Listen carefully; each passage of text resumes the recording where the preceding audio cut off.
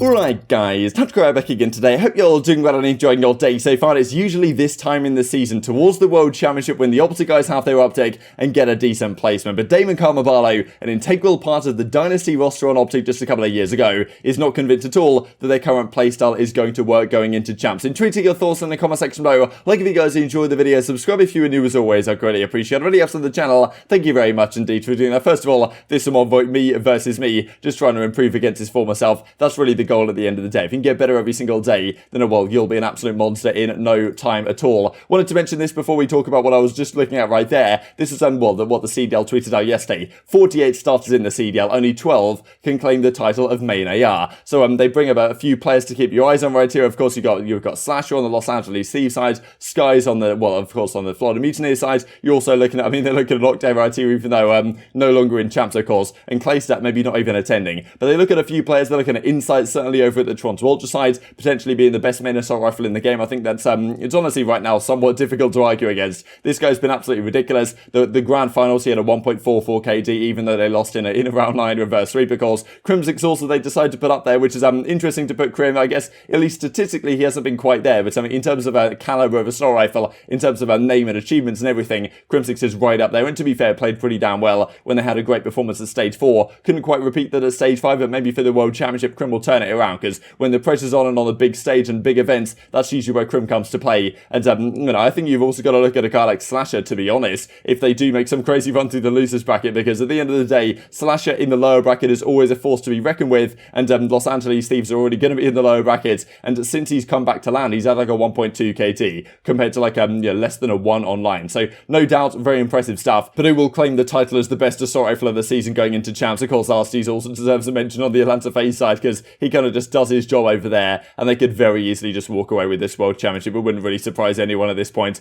But yeah, it's exciting to see nonetheless that we have an exciting World Championship on our hands, and it's not a foregone conclusion by any means. Thought this is interesting as well that Draft Puff come out with Rookie Showdown. Which class is better, the class of 2020 or the class of 2021? Interesting in a way. Like, you can look at last year's and say, look, these guys all won a championship. Like CleanX have won a championship here at stage 2. ILLey and Shotzzy won the World Championship that year. Mac, of course, New York Subliners won a championship at the end of last season as well. I like it, the New York Subliners home series. And Awakening did some crazy things when he came into the scene on the Mutineers. Then you look at this season's rookies, Afro, Standy, Hydra, Neptune, and Insight. And it's tough to say, to be honest, which is better, because not all of these guys have won a championship yet. Standy has, Insight has most certainly, but Hydra, Neptune, and Afro have also been disgusting players. So in terms of pure talent, I might even be tempted to give it to this year's crop, but they don't quite have the results yet, so we'll have to see how that one develops over time. I thought this was an interesting discussion nonetheless. The amount of great players that have come into our scene in the last couple of years is, well, very impressive indeed, no doubt about it. So this past weekend at the Stage 5 Major, OpTic's got their best result this entire season. They come top 3, they take down Seattle in the lowest bracket, they take down a Dallas Empire in very impressive fashion, to be honest. Dallas weren't looking as good as they did at the Stage 4 Major, no doubt. I think Crimsix talked about some of the reasons why on Twitter, and,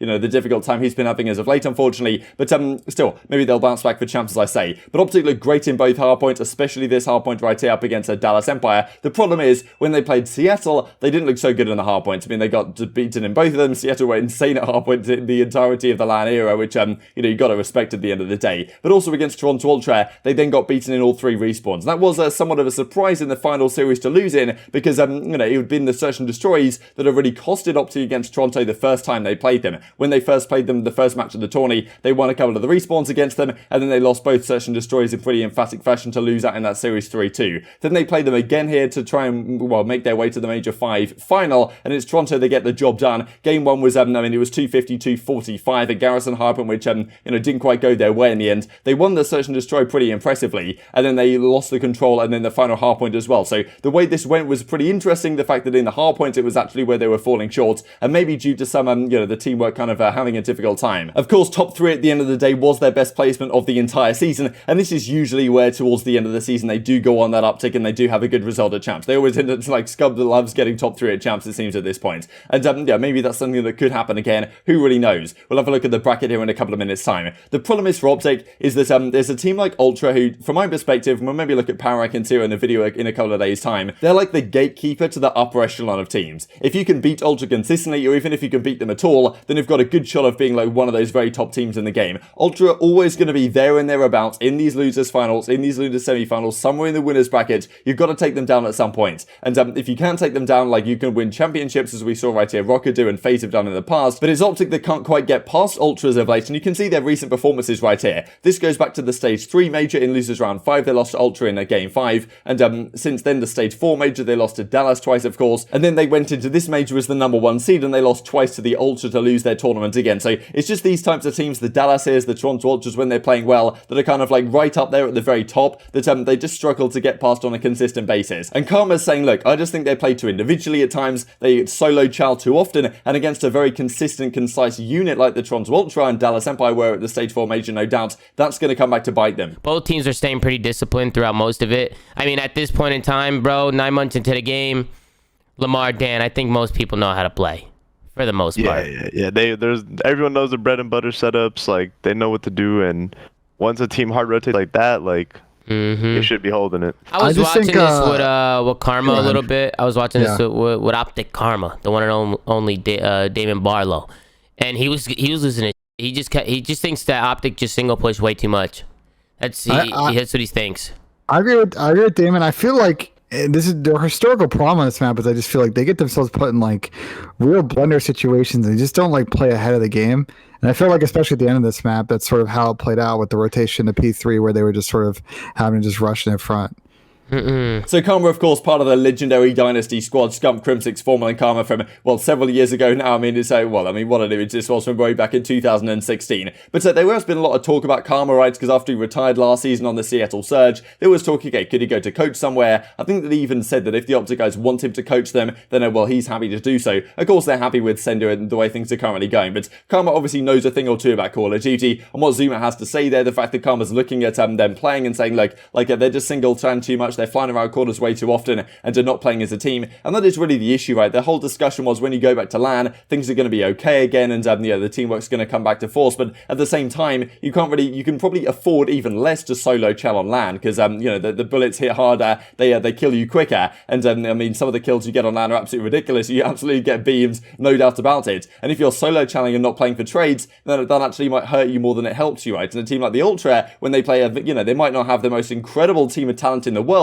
I think they certainly have very talented players, and the talent on their team is very much underrated, but compared to a team like FaZe maybe, but they still can compete for championships because their teamwork has been absolutely impeccable for many stages at this point. And even though Scump and Envoy as of late have been playing as a much more coherent SMG unit, and they run around the map together and do the kind of Simp and aBeZy stuff, still at times things go awry for this OpTic team, and that may be coming back to bite them. And there's obviously been talk about Karma coming to coach in a team. We talked about 100 Thieves maybe. I think there was even some rumours he might go to coach Paris before the season began, but obviously he's not particularly keen to do that. But still, as I say, he knows a thing or two about COD, and well, maybe this is something that OpTic have to consider what Karma has to say here going into champs, because the problem is, look at this bracket they have. They're going to play New York first up. If they get past that, they play FaZe. The scary thing about FaZe is that they're almost underrated coming into this event in terms of how scary they can be. FaZe are still, I think, the favourites coming in here because they have that buy in the winners bracket, but everyone's going to be looking at what Rokkr did this past event to do particularly well. FaZe are probably going to come out incredibly strong here. To beat FaZe, you need all your talent to be firing on all cylinders, but also to play incredibly well as a team. And they did that when they beat FaZe during the regular season, but we didn't quite see the same level of performance on OpTic here at the Major. And of course, if they beat FaZe, they're going to have to play one of like Ultra, Dallas, or Rokkr, all teams that play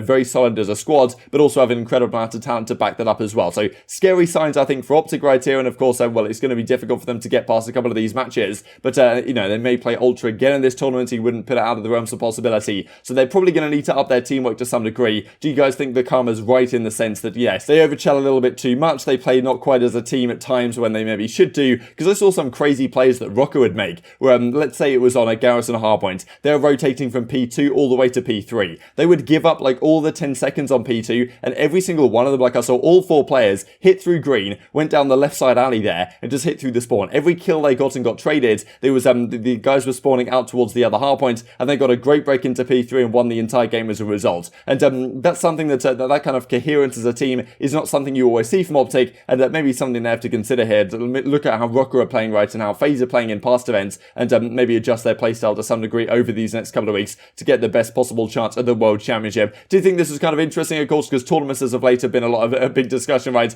League matches compared to the league matches that we had during Stage 5, Stage 4, like incredibly boring towards the end. Tournaments are just way better than that. And I don't mind league matches necessarily in like the first half of the season, but when it's pretty obvious which team teams are better and which teams are worse, then just switch to like a fully tournament format. And maybe that's the way to go. I don't know. Like have a regular shorter league match stint and then go into like some big tourneys towards the end of the season, which may include indeed some sort of World Cup. Can be MVP is suggesting right here. I mean, which country would have the best team? They're kind of talking about it. How you can have a Scottish team, a US team, an English team, a Canadian team. You could do so many countries, to be honest. But you know, kind of indicating that maybe a Call of Duty World Cup is a go, because there's been some talk. Well, the Overwatch League did a similar thing. I wouldn't be surprised to see the CDL do something like this at some point as well. That would be very exciting, I'm sure. And just to finish out with this clip from several years ago at this point, back in the Black Ops 3 days, when it was the OpTic Gaming Dynasty we were just talking about, up against Luminosity Gaming as it was at the time, playing a pretty incredible fringe uplink. I mean, what a game mode this was. Scump making some pretty astonishing plays in and around that kind of,